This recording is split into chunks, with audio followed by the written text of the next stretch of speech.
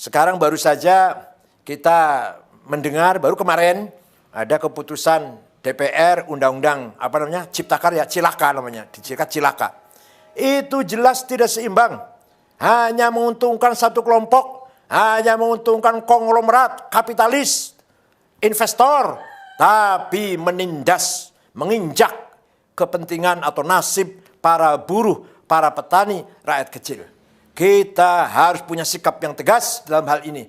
Mari kita cari jalan keluar yang elegan, yang seimbang, tawassut. Kepentingan konglomerat ya harus kita jamin, keselamatannya, kepentingannya, tapi buruh dan rakyat kecil pun harus kita jamin.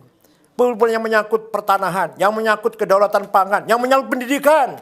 Pendidikan dianggap lembaga, pendidikan dianggap kayak perusahaan, seperti perusahaan. Ini tidak benar. Kita harus melakukan review, harus melakukan minta ditinjau ulang, tapi dengan cara elegan, dengan cara anarkis tidak, dengan cara elegan.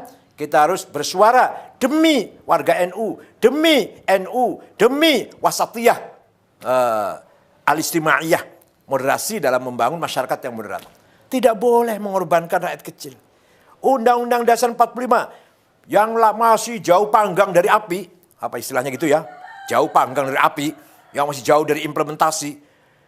Undang-Undang Dasar 45 nomor 33 itu hanya tulisan di atas kertas, hanya tulisan hitam di atas kertas putih itu, dicetak berulang-ulang, disebarkan jutaan lembar, jutaan eksemplar, tapi tidak pernah diimplementasikan.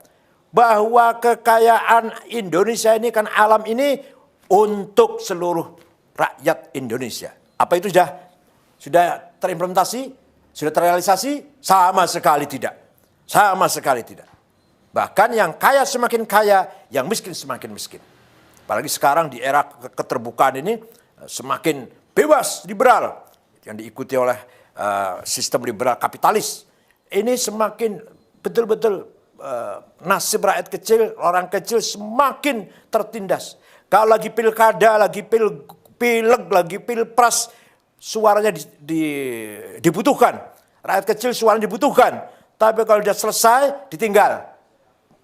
Mending kalau hanya ditinggal. Iya kalau ditinggal, didoni meneh, diludahin. Mending kalau hanya diludahin, diinjak lagi. Jadi undang-undang pasal nomor 33, undang 45 pasal 33 itu hanya tulisan di atas kertas. Hanya tulisan di atas kertas. Allah Subhanahu wa taala telah memberikan kekayaan alam Indonesia ini disediakan untuk mensejahterakan semua rakyat. Dan itu cukup. 260 juta orang ini cukup sejahtera kalau betul-betul dikelola dengan adil, dengan merata. Tambang coba. Ada tambang gas, minyak, batu bara, boksit, mening, bahkan emas, bahkan berlian, bahkan nikel, apalagi lithium apa namanya lah, banyak sekali tambang. Cukup untuk mensejahterakan perutnya, mengenyangkan perutnya 200 juta orang. Belum pula kekayaan hutan, belum kekayaan laut yang luar biasa di Indonesia ini. Bukan hanya ikan, tapi juga hal-hal yang berharga yang ada dalam laut kita, harga yang sangat bernilai. Itu semua hanya menguntungkan segelintir orang, menguntungkan segelintir jumlah orang. Bayangkan, katanya, saya ini belum membuktikan, katanya kekayaan orang 4 konglomerat sama dengan 100 juta rakyat. Ya ini kan, kalau ya benar ini, innal wa inna raji'un. Coba kita lihat orang kaya orang 50 konglomerat yang kaya ini. Apa ada orang NU? Satu pun tidak ada.